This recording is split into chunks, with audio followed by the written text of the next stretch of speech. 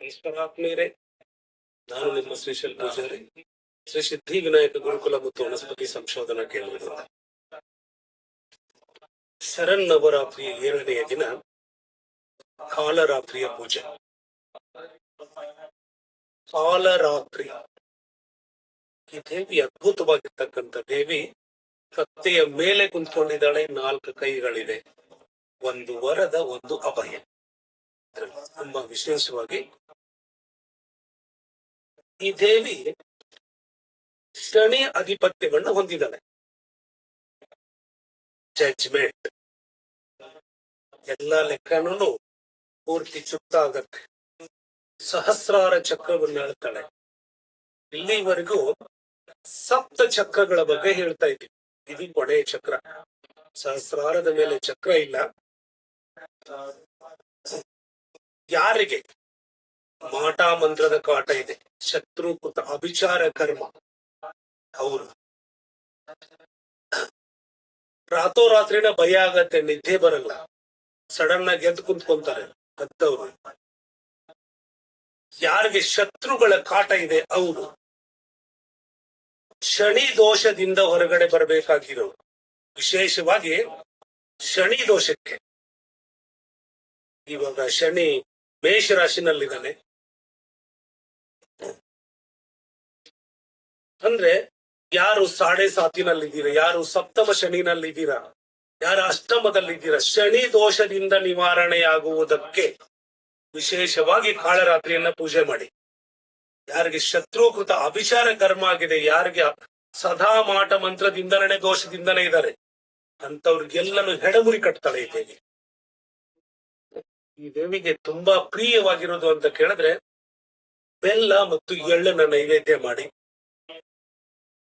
ಬೆಳಗ್ಗೆ early morning Brahmi ಮುಹೂರ್ತದಲ್ಲಿ ದೇವಿನ ಪೂಜೆ ಮಾಡಿ, ಲಿಂಬೆ ಹಣ್ಣಿನ ದೀಪ ಹಚ್ಚಿ.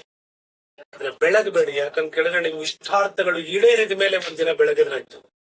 ಬನ್ನಿ ಮರಕ್ಕೆ ಹೋಗ್ಬೇಕು ಅಂತಂದಿರೋರು 2 ಲಿಂಬೆ ಹಣ್ಣು ತಗೊಂಡು ಹೋಗ್ಬಿಟ್ಟು ಕಟ್ ಮಾಡಿಬಿಟ್ಟು ಅಲ್ಲೇ ರಸ ತೆಗೆದ್ಬಿಟ್ಟು ಅಲ್ಲೇ ದೀಪ ಹಚ್ಚಿ, ದೀಪನ ಬೆಳಗ್ಬೇಡಿ, ಹಚ್ಚಿಬಿಟ್ಟು ಹಂಗೆ ಬನ್ನಿ. ದೇವಸ್ಥಾನಕ್ಕೆ ಹೋಗೋರ್ನು ಮಾಡಿ. ಯಾರಿಗೆ ಶತ್ರುಕೃತ ಅಭಿಚಾರ ಕರ್ಮ ದೋಷ ಆಗಿದೆ ಅಂತ ಡೌಟ್ ಇರ್ಬೇಕಾಗಿರೋರು ಎಲ್ರೂ ಮಾಡಿ.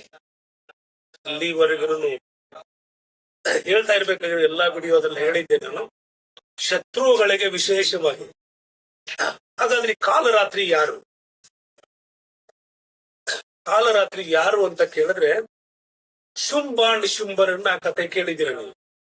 ದೇವಿ ಪುರಾಣದಲ್ಲಿ ಬರ್ತಕ್ಕಂಥ ಶುಂಭ ನಿಶುಂಭರ ಕತೆ ಕೇಳಿದಿರಿ.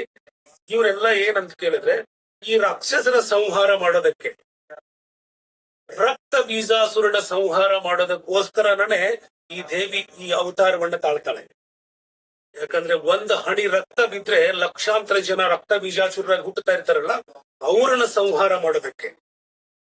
ಇನ್ ನಮ್ಮನ್ನ ಹೆಂಗ್ ರಕ್ಷಣೆ ಮಾಡಬಾರ್ದು ನೋಡಿ ತಾಯಿ. ಇಲ್ಲಿ ಶುಂಭ ನಿಶುಂಭರನ್ನ ಸಂಹಾರ ಮಾಡೋದಕ್ಕೆ ಈ ದೇವಿ ಅವತಾರ ಆಗತ್ತೆ. ಅದಕ್ಕೆ ಯಾರು ನಮ್ಮನ್ನ ಸದಾ ತೊಂದರೆಗೀಡು ಮಾಡ್ತಾ ಇದ್ದಾರೆ, ಯಾರು ಶತ್ರುಗಳಿದ್ದಾರೆ, ಅವರೆಲ್ಲರನ್ನು ಈಗ ಸರಿ ದಾರಿಗೆ ಬರಬೇಕು ಅಂತ ಕೇಳಿದ್ರೆ ಇಲ್ಲಿ ಈ ಕಾಲರಾತ್ರಿ ಆರಾಧನೆಯನ್ನು ಮಾಡಿ. ಹಾಗೂ ನನಗೆ ಅವರು ಮೊದಲನೇ ದಿನದಿಂದ ಹೇಳ್ತಾನೆ ಇದ್ದೀನಿ, ಏನಂತ ಕೇಳಿದ್ರೆ, ಶತ್ರುಕೃತ ಅಭಿಚಾರ ಕರ್ಮ, ಅದು ನನ್ನೊಳಗಿನ ಶತ್ರುವನ್ನ ಹೊರಗೆ ಹಾಕಬೇಕು ಅಂತ ಮೊದಲು ಆ ಕೆಲಸ ಮಾಡಿದೆ. ಯಾಕಂತ ಕೇಳಿದ್ರೆ ಶತ್ರುಗಳ ಹೊರಗಡೆ ಇಲ್ಲ, ನಮ್ಮೊಳಗೂ ಶತ್ರುಗಳಿದ್ದಾರೆ, ಅವ್ರನ್ನ ಹೊರಗಡೆ ಹಾಕುವಂತ ಕೆಲಸ ಮಾಡಿದೆ. ಯಾಕಂತ ಕೇಳಿದ್ರೆ ಈ ಸಪ್ತ ಚಕ್ರಗಳು ಯಾವಾಗ ನಮಗೆ ನವರಾತ್ರಿಯಲ್ಲಿ ಆಕ್ಟಿವ್ ಆಗಿರ್ತಾವೋ ವರ್ಷ ಪೂರ್ತಿ ನಮಗೆ ಯಾವುದೇ ತೊಂದರೆಗಳು ಇರೋದಿಲ್ಲ. ಅದಕ್ಕೆ ಸಾಧ್ಯ ಆಗಿರ್ಬೇಕಾಗಿರೋರು ಸಮಯ ನಿಮಗಿದ್ರೆ, ಶನಿ ಅಧಿಪತ್ಯ ಇರೋದ್ರಿಂದ ಹನುಮಾನ್ ಚಾಲಿಸ್ನ ಬೇಕಾದ್ರೆ ಪಾಠ ಮಾಡೋದು, ಒಂಚೂರು ಹನುಮಾನ್ ಚಾಲಿಸ್ನ ಒಂದ್ಸಲಿ ಇದನ್ ಮಾಡಿ, ಆಮೇಲೆ ಶನಿ ಮಂತ್ರನೂ ಕೂಡ ಬೇಕಾದ್ರೆ ಹೇಳ್ಬೋದು. ದೇವಿ ಮಂತ್ರನ 1000 ಸರಿ ಹೇಳಿ, ಓಂ ಕಾಲರಾತ್ರಿ ನಮಃ, ಓಂ ಕಾಲರಾತ್ರಿ ನಮಃ, ಈ ಮಂತ್ರನ 1008 ಸರಿ ಹೇಳಿ. ಹೇಳಕ್ ಹೋಗ್ಬೇಡಿ, ಯಾಕಂತ ಕೇಳಿದ್ರೆ ಯಾವಾಗ ಹೋಗಿದೆ, ನಾನು ಬರ್ಕೋಬೇಕಾಗಿರೋ ಬರ್ದಿದ್ದೀನಿ. ಓಂ ಕಾಲರಾತ್ರಿ ನಮಃ ಅಂತ ಹೇಳಿ 1008 ಸರಿ ಹೇಳಿ. ತುಂಬಾ ಅದ್ಭುತವಾಗಿರುತ್ತೆ. ಇನ್ನು ಶ್ರೀ ವಿದ್ಯಾಸಾಧಕರು ಮಾತಂಗಿಯನ್ನ ಆರಾಧನೆ ಮಾಡಿ. ಮಾತಂಗಿ ಮಂತ್ರ ಹೀಗಿದೆ: ಕ್ರೀಂ ಹ್ರೀಂ ಮಾತಂಗಿ ಕ್ರೀಂ ಕ್ರೀಂ ಸ್ವಾಹ. ಇನ್ನೊಂದ್ಸಲ ಹೇಳ್ತೀನಿ ನೋಡಿ: ಕ್ರೀಂ ಹ್ರೀಂ ಮಾತಂಗಿ ಕ್ರೀಂ ಕ್ರೀಂ ಸ್ವಾಹ. ಈ ಮಂತ್ರವನ್ನ ಹೇಳಿ 1008 ಸರಿ ಜಪ ಮಾಡಿ 108 ಆಹುತಿ ಕೊಡಿ. ನಿಮ್ಗೆ ಇಲ್ಲಿವರೆಗೂ ಹೋಮ ಮಾಡೋದಕ್ಕೆ ಹೇಳಿಲ್ಲ. ಸಾಧ್ಯ ಇರೋರು ಭಾನುವಾರ ನಾಳೆ 108 ಆಹುತಿಯನ್ನು ಕೊಡಿ. ತುಪ್ಪ ಶ್ರೀ ವಿದ್ಯಾದವರು ತುಪ್ಪ ಅನ್ನ ಬೆಲ್ಲದ ಜೊತೆ ಇಲ್ಲಿ ಆಹುತಿಯನ್ನು ಕೊಟ್ರೆ ನಿಮಗೆ ತುಂಬಾ ಅದ್ಭುತವಾಗಿರುತ್ತೆ. ಅಮೃತ ಬಳ್ಳಿ, ಬಿಲ್ವ ಪತ್ರಿ, ಬಿಲ್ವ ಫಲಗಳಿಂದ ಹೋಮ ಮಾಡಿದ್ರೆ, ಹೋಮಕ್ಕೆ ಇವನ್ನೆಲ್ಲ ಹಾಕಿದ್ರೆ ಶತ್ರು ಭಯನೂ ದೂರ ಆಗತ್ತೆ, ಶತ್ರು ಕಾಟನು ದೂರ ಆಗತ್ತೆ, ಅಭಿಚಾರ ಕರ್ಮ ದೋಷನೂ ದೂರ ಆಗತ್ತೆ. ಶ್ರೀ ವಿದ್ಯಾಸಾಧಕರು ಮಾಡ್ಕೊಳ್ಳಿ. ಇವತ್ತು ತುಂಬಾ ಆ ಕಡೆ ನಡೀತಾ ಇದೆ, ಸರಿಯಾಗಿ ಕೇಳಿಸತ್ತಿಲ್ಲ, ಗೊತ್ತಿಲ್ಲ